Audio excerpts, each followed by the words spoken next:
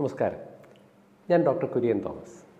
ഇന്ന് ഞാൻ സംസാരിക്കാൻ പോകുന്നത് ഒബ്സ്ട്രക്റ്റീവ് സ്ലീപ്പ് ആപ്നിയയെക്കുറിച്ചാണ്. നമ്മളുടെ ഇടയിൽ കൂർക്കം വലിക്കാത്തവർ കുറവാണ്. വീട്ടിൽ കൂർക്കം വലി കാരണം വിവാഹമോചനത്തിലേക്ക് വരെ നീങ്ങുന്ന സാഹചര്യങ്ങളൊക്കെ ഉണ്ട്. എന്നാൽ ഈ കൂർക്കം വലി ഒരു രോഗമാകാമോ, അല്ലെങ്കിൽ മറ്റ് രോഗങ്ങൾ വഷളാക്കാമോ? കൂർക്കം വലി ഒരു രോഗത്തിലേക്ക് നീങ്ങുന്ന അവസ്ഥയാണ് ഒബ്സ്ട്രക്റ്റീവ് സ്ലീപ്പ് ആപ്നിയ.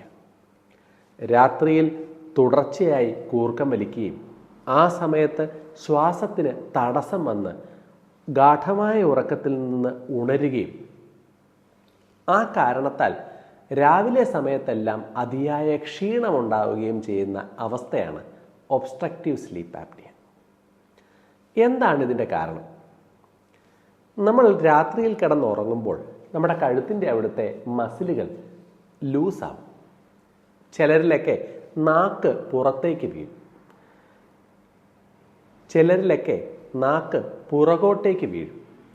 ഈ കാരണത്താൽ നമ്മുടെ ശ്വാസകോശത്തിലേക്ക് ഓക്സിജൻ പോകുന്നതിന് തടസ്സം വരും. അത് സ്നോറിങ് അല്ലെങ്കിൽ കൂർക്കം വലി ഉണ്ടാക്കും. ഓക്സിജൻ ആവശ്യത്തിന് കിട്ടുന്നില്ലാത്ത ഇത് അല്ലെങ്കിൽ ആ തടസ്സം രൂക്ഷമായാൽ അപ്പോൾ രോഗികൾ ഉറക്കത്തിൽ നിന്ന് ഉണരാം. എന്നാൽ പൂർണ്ണമായും ബോധം തെളിയുകയില്ല. ശ്വാസം നിലയ്ക്കുന്നത് പോലെ, ഉറക്കത്തിൽ നിന്ന് ഉണരുന്നത് പോലെ ഉണ്ടായി കുറച്ച് സമയത്തിന് ശേഷം അവർ വീണ്ടും ഗാഠമായ ഉറക്കത്തിലേക്ക് പോകും. ഇത് രാത്രിയിൽ പലതവണ ഉണ്ടായാൽ ഒന്ന് ചിന്തിച്ച് നോക്കൂ. ഉറക്കം ഫുൾ ടൈം ഡിസ്റ്റർബ്ഡ് ആയിരിക്കും. അത് കഴിയുമ്പോഴുള്ള പ്രശ്നം, രാവിലെ എഴുന്നേൽക്കുന്ന രോഗിക്ക് ഓർമ്മയില്ല, രാവിലെ എഴുന്നേൽക്കുന്ന രോഗിക്ക് ഉന്മേഷമില്ല, കാര്യങ്ങളിൽ ശ്രദ്ധിക്കാൻ പറ്റുന്നില്ല. വണ്ടി ഓടിക്കുമ്പോഴും കസേരയിലിരുന്ന് TV കാണുകയൊക്കെ ചെയ്യുമ്പോഴുമൊക്കെ ആ സമയത്തൊക്കെ രോഗി മയങ്ങിപ്പോകും. ഈ രീതിയിലുള്ള ഒരു രോഗാവസ്ഥയാണ് ഒബ്സ്ട്രക്റ്റീവ് സ്ലീപ്പ് ആപ്നിയ എന്ന് പറയുന്നത്. ഇത് നിങ്ങളിൽ പലർക്കും ഉണ്ടായേക്കാം, നിങ്ങളുടെ കുടുംബത്തിലുള്ളവർക്ക് ഉണ്ടായേക്കാം. പലപ്പോഴും റോഡുകളിലൊക്കെ ആക്സിഡൻറ്റുകളൊക്കെ ഒത്തിരി ഉണ്ടാകുന്നതിനൊരു പ്രധാന കാരണമാണ് ഒബ്സ്ട്രക്റ്റീവ് സ്ലീപ്പ് ആപ്നിയ.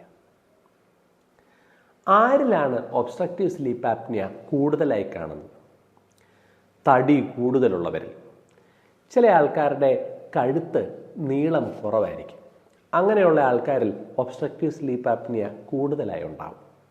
പിന്നെ ഈ കഴുത്തിന് ചുറ്റും ഫാറ്റ് കൂടുതലുള്ളവർക്ക്, തൈറോയ്ഡ് ഗ്രന്ഥിക്കൊക്കെ വലിപ്പം കൂടുതലായി ഗോയിറ്റർ ഒക്കെ ഉള്ളവരിലൊക്കെ ഒബ്സ്ട്രക്റ്റീവ് സ്ലീപ്പ് ആപ്നിയ ഉണ്ടാകാം. പുരുഷന്മാരിലാണ് സ്ത്രീകളെക്കാൾ കൂടുതലായി ഒബ്സ്ട്രക്റ്റീവ് സ്ലീപ്പ് ആപ്നിയ കാണാറുള്ളത്. പിന്നെ പുകവലി, മദ്യപാനം പോലെയുള്ള രോഗങ്ങളുള്ളവരിൽ, പ്രധാനമായും മദ്യപാനമുള്ളവരിൽ, മദ്യം ഉപയോഗിച്ചിട്ട് കിടക്കുമ്പോൾ ഈ ശ്വാസതടസ്സം ഉണ്ടാവാനായിട്ടുള്ള റിസ്ക് കൂടുതലായിരിക്കും. ചില ആൾക്കാരിലൊക്കെ ഈ മൂക്കിൻ്റെ പാലത്തിനൊക്കെ വളവുണ്ടായിരിക്കും.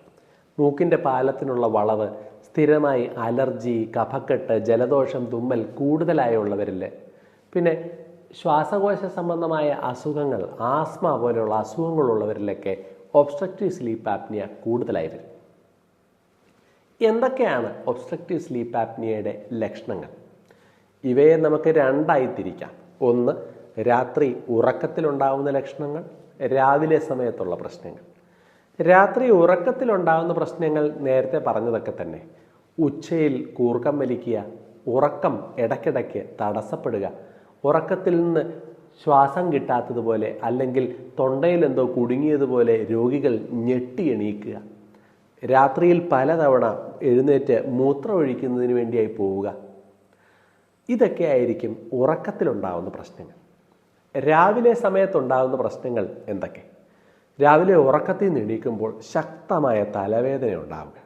ഈ തലവേദന പലപ്പോഴും തലയുടെ പുറകുവശത്തായിരിക്കും കൂടുതലായി ഉണ്ടാവുക. തലവേദന കൂടാതെ രാവിലെ ഉറക്കത്തിൽ നിന്ന് എണീറ്റാലും ഉറങ്ങിയതിൻ്റെ ഒരു സുഖവുമില്ല, ഉന്മേഷമില്ല, പെട്ടെന്ന് മയങ്ങിപ്പോകുന്നു. ജോലി ചെയ്തുകൊണ്ടിരിക്കുമ്പോൾ, TV കണ്ടുകൊണ്ടിരിക്കുമ്പോൾ, ആളുകളോട് സംസാരിച്ചു കൊണ്ടിരിക്കുമ്പോൾ, വണ്ടി ഓടിച്ചുകൊണ്ടിരിക്കുന്ന ആൾക്കാർ ട്രാഫിക് ലൈറ്റിൽ വണ്ടി നിർത്തുമ്പോൾ അവിടെ വെച്ച് ഉറങ്ങിപ്പോവുക. ഇതെല്ലാം അപകടകരമായ ആക്സിഡൻറ്റുകളിലേക്കൊക്കെ വരെ വഴിവെക്കാം. അപ്പോൾ നിങ്ങൾ പലപ്പോഴും കുഴപ്പമില്ല എന്ന് വെച്ച് തള്ളിക്കളഞ്ഞേക്കാവുന്ന കൂർക്കമ്പലി ഒരു രോഗമാവുകയും മറ്റു രോഗങ്ങൾ വഷളാകുന്നതിലേക്ക് വഴിവെക്കുകയും ചെയ്യുന്ന സീരിയസ് ആയ ഒരു കണ്ടീഷനാണ് obstructive sleep apnoea. Pressure, sugar ഇങ്ങനെയുള്ള അസുഖങ്ങൾ കൺട്രോൾ ഇല്ലാതെ ആവുന്നതിനും ഹാർട്ട് അറ്റാക്ക് പോലെയുള്ള പ്രശ്നങ്ങളിലേക്ക് വഴിവെക്കുന്നതിനും ഒക്കെ ഒബ്സ്ട്രക്റ്റീവ് സ്ലീപ്പ് ആപ്നിയ കാരണമായേക്കാം. അതുകൊണ്ട് തന്നെ നിങ്ങൾക്കോ നിങ്ങളുടെ കുടുംബത്തിലുള്ളവർക്കോ ഒബ്സ്ട്രക്റ്റീവ് സ്ലീപ്പ് ആപ്നിയയുടെ ലക്ഷണങ്ങളുണ്ടെങ്കിൽ അതിൻ്റെ പരിശോധനകൾക്ക് വിധേയരാകണം. നന്ദി.